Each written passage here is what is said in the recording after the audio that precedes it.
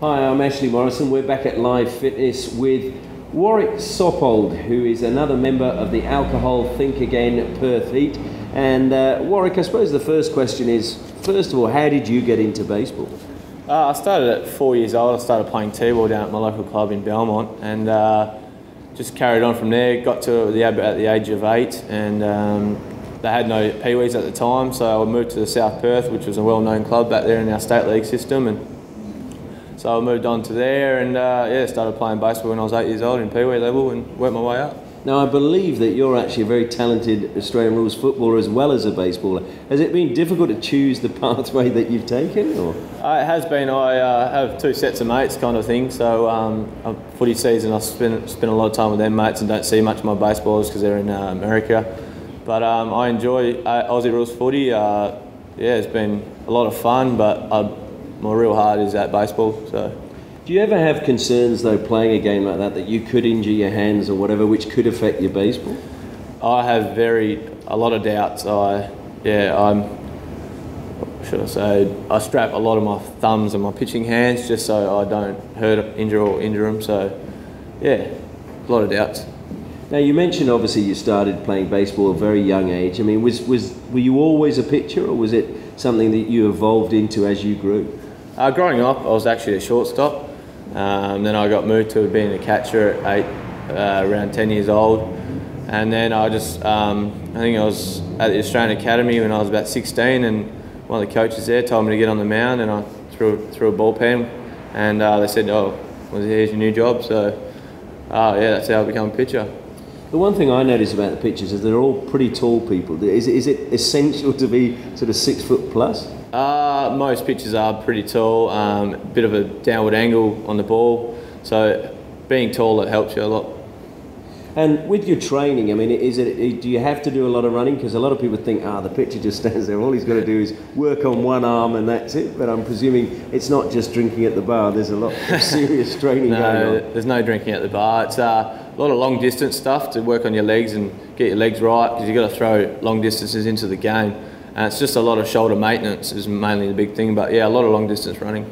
Now, I saw as well that you were invited to attend the Cal Ripken series back, I think it was 2002. Yep. Can you tell us what that was about and how the invitation came about? They actually have an academy here in Perth, the Tiger Academy, and I was invited to that, luckily, and I had a good academy series, and they invited me to the Cal Ripken, which was in Mattoon, Illinois, and went over there and didn't know what to expect, and it was probably one of the highlights of my life. So Was it a case of then realising where you sat on the sort of scale of baseball things, seeing the talent from America and where you sat in that level?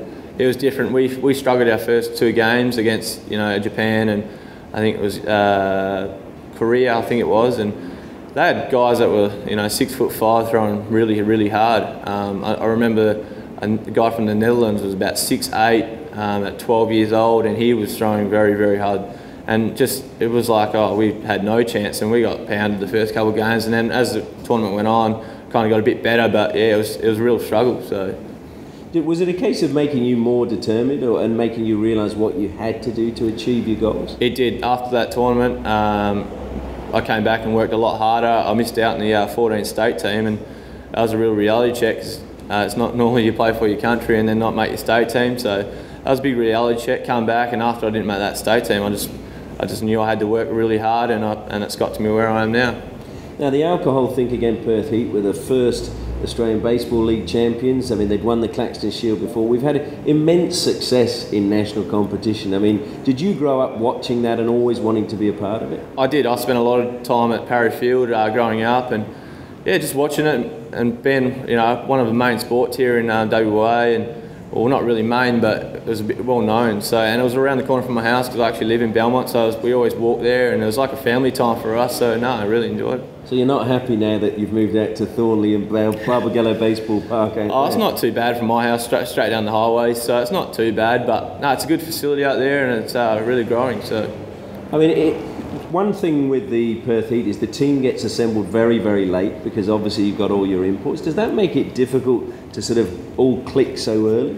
Not really, except for the imports that come over here. Everyone knows each other, so, and you got to get your own work in as well. So if you're getting your own work in, when the team mingles together, everyone knows each other except for you introduce yourself to the imports, and then we really gel really good, so it's pretty good from there.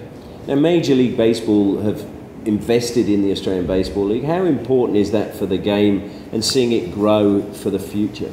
It's huge. To get a backing from Major League Baseball was really massive. They're a big company over in America, and to get their backing really helped the ABL to start that first year. And I've got to ask the question, are you going to be able to go back-to-back this year? I think we can. We definitely got the pitchers and position players to do it. Our squad, as you said before, it doesn't really assemble till the late moment, so I wouldn't know exactly, but I reckon we'll get a chance. Well, Warwick, thanks very much for your time today. Thank you very much.